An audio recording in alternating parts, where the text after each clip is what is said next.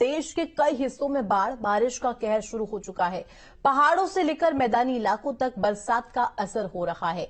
सड़कों से लेकर के घरों तक पानी भरा हुआ है। सड़क पर पानी है और लोग घर के अंदर।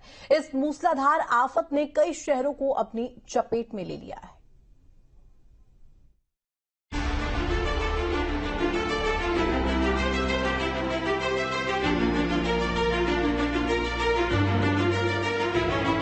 जून में गर्मी के सितम के बाद जुलाई में मानसून ने दस्तक दी।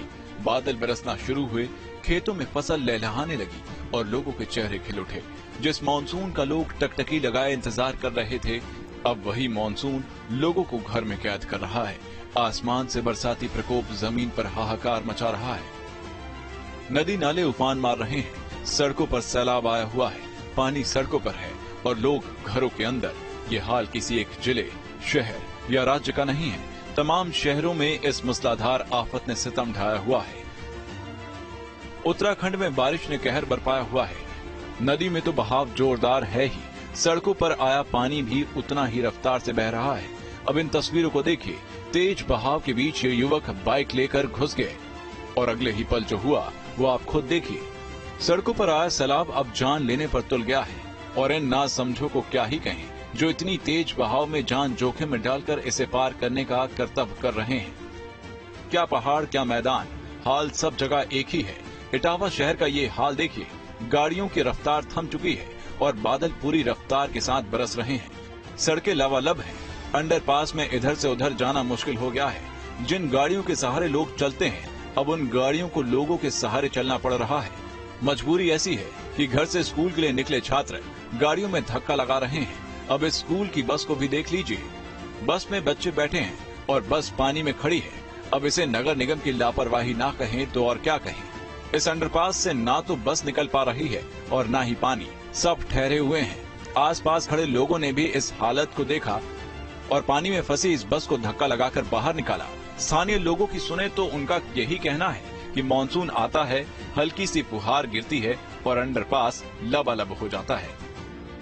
हम इस समय मौजूद हैं इटावा के ये मैनपुरी मार्ग पर। ये मैनपुरी अंडर मार्ग पास हो, जहां आप ये पानी भरा हुआ देख रहे हैं, ये कोई नदी नहीं है, जबकि ये एक रास्ता है और जो सीधा ये रास्ता इटावा शहर को हाईवे से जोड़ता है। आप देख रहे होंगे किस तरीके से लोग इस पानी में फंसकर निकलते हुए आ रहे हैं। पानी करीबन यहाँ 4 से 5 फुट गहरा यहाँ पानी भरा हुआ है, जबकि आज इटावा में सिर्फ रिमझिम बरसात सुबह से हो रही है, जिसका जीता जागता आप सामने उदाहरण देख सकते हैं। किस तरीके से यहाँ प्रशासन की पोल खुलती हुई नजर आ रही है। जहाँ प्रशासन नगर पालिका के द्वारा दावे तो खूब किए गए हैं, लेकिन यहाँ पानी निकालने की कोई भी व्यवस्था आज तक नहीं की गई है।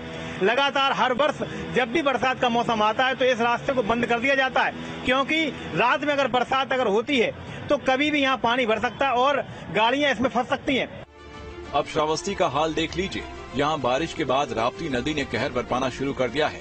रौद्र रूप ले चुकी ये नदी अब खतरे के निशान को पार कर चुकी है और जो लोग कभी इस नदी के पास पानी के लिए आते थे, अब यही पानी उन लोगों के घर तक पहुँच चुका है। जिले में बाढ़ जैसे हालात बन चुके हैं। प्रशासन मुस्तैद है, कह रहा है कि हमने हर समस्या से निपटने की तैयारी कर ली है। बाढ़ के दृष्टिगत जनपद श्रावस्ती अति संवेदनशील जिलों की श्रेणी में आता है। आगामी समय में बाढ़ की संभावना को दृष्टिगत रखते हुए बाढ़ से बचाव की सभी तैयारियों को पूर्ण कर लिया गया है। 19 बाढ़ चौकियों की स्थापना की गई है। इसमें सभी जगह बाढ़ चौकी प्रभारी तैनात हो गए हैं। उनको ब्रीफ कर दिया गया है, उनकी मीटिंग हो गई है। इसके अलावा शरणालय और पशु शिविरों की भी स्थापना कर दी गई है। श्रावस्ती की राप्ती नदी ने अब तक के सारे रिकॉर्ड तोड़ दिए हैं। पहले भी ये नदी खतरे के निशान को पार करके गांव में तबाही मचा चुकी है, लेकिन इस बार इसका रौद्र रूप देखकर यही लग रहा है कि ये कई गांवों को अपने चपेट में लेने के लिए दौड़ी चली जा रही है। श्रावस्ती के राप्ती नदी भकला पुल पे मैं इसमें मौजूद हूँ। यहाँ के आसपास के गांव में भारी तबाही देखने को मिल रही है। बाढ़ और बारिश से लोग परेशान हैं। अपने घरों से निकल के वो सड़कों पे आते हुए दिखाई दे रहे हैं। अपने घरों से वो सुरक्षित जगहों पर पलायन करने के लिए मजबूर है। पल्ली तान करके वो रहने के लिए मजबूर है। हमारे साथ कुछ परिवार के लोग हैं, उनसे जानते हैं कि बाढ़ की जो समस्या है किस तरह से उनको हुई है और किस तरह से वो इन समस्याओं को झेल रहे हैं। कहाँ मिला 3 बजे तक खावा पिया नहीं रहा तो नदी काट फिर गाँव भी बचे वाला नहीं है। मतलब गांव नहीं बचने वाला है। गांव भी बचने वाला ना है। गांव देखो नदी बिल्कुल भरे भरे काट रही है सब। आपके गांव में कितने लोग रहते हैं, कितनी संख्या में लोग वहाँ रहते हैं? अरे कुछ नहीं था, 70-80 घर तो ही है। सीतापुर के हालात भी दिन ब दिन बिगड़ते जा रहे हैं। ऊपर से पानी नीचे तो आ रहा है, लेकिन नीचे से कहीं नहीं जा पा रहा। ये तस्वीर देखिए, इन लोगों ने पानी में घर नहीं बनाया है, बल्कि ये पानी इनके घर तक पहुंच चुका है। बारिश रात से हो रही है। हम आपको बता दें कि सीतापुर में सराय नदी के मुख्य नदी है जो काफी उफान पे चल रही, जिसके चलते कई मोहल्लों में पानी भी भर गया है। सीतापुर का जो एक मोहल्ला शहनाथ का ये भी मोहल्ला, यहाँ भी लोग काफी परेशान है। जो है काफी जो 3-3, 4-4 फुट तक पानी भर गया। हमारे संग महिलाएं भी मौजूद, उनसे भी जान लेते क्या क्या समस्याएं आ रही है। मैम क्या क्या समस्याएं आ रही है? समस्याएं तो बहुत सारी है। निकलना ना, बैठना ना होता, कुछ ना हो पा रहा है। स्कूल जाना है बच्चे के यहाँ, ड्यूटी जाना है लोगों के यहाँ, बच्चे कहाँ से लोग। आपके घर में शादी भी है, उसको भी जो काफी दिक्कतों का सामना करना पड़ दिक्कतों का सामना से सुबह ऐसा दिक्कत हो रही है, ना कोई आ पा रहा ना कोई जा पा रहा है। जी आपको बिल्कुल बता दें, देखिए कितना पानी भरा। हमारे साथ और भी लोग मौजूद लोग जो अपने बच्चों के लिए ब्रेकफास्ट के नाश्ता भी लेकर के आ रहे हैं, जो काफी दिक्कतों का सामना भी करना पड़ रहा है। क्या क्या समस्याएं आ रही है? समस्याएं बड़ी विकराल हो रही है। 3 दिन से लगातार बारिश हो रही, कल हल्का पानी कम हुआ। प्रशासन भी लगातार लग रहा है रात में, लगातार प्रशासन से एसडीएम साहब, चेयरमैन साहब और यहाँ के सभी बिजली विभाग के कर्मचारी सभी लोग लगातार लगे हैं, लेकिन कुछ व्यवस्था बन नहीं पा रही क्योंकि लाइट बार-बार कट रही है। अब बस्ती की इस तस्वीर को भी देखिए। नगर निगम की मेहरबानी से यहाँ पानी की कोई कमी नहीं है। सड़कों पर तो पानी लबालब भरा ही हुआ है, साथ ही घरों में भी बिना नल के जल पहुँच रहा है। घर का सामान पानी में तैर रहा है और लोग अपना सारा काम धाम छोड़कर उसे बिटोर रहे हैं। लोगों को घर से बाहर निकलने के लिए भी सोचना पड़ रहा है। जहां नजर डालो बस उधर पानी ही पानी नजर आ रहा है। राजधानी लखनऊ में भी आसमान से आफत बरस रही है, कभी तेज तो कभी धीरे, लेकिन लगातार बारिश हो रही है। तापमान नीचे जाता जा रहा है और सड़कों पर पानी का स्तर ऊपर उठता जा रहा है।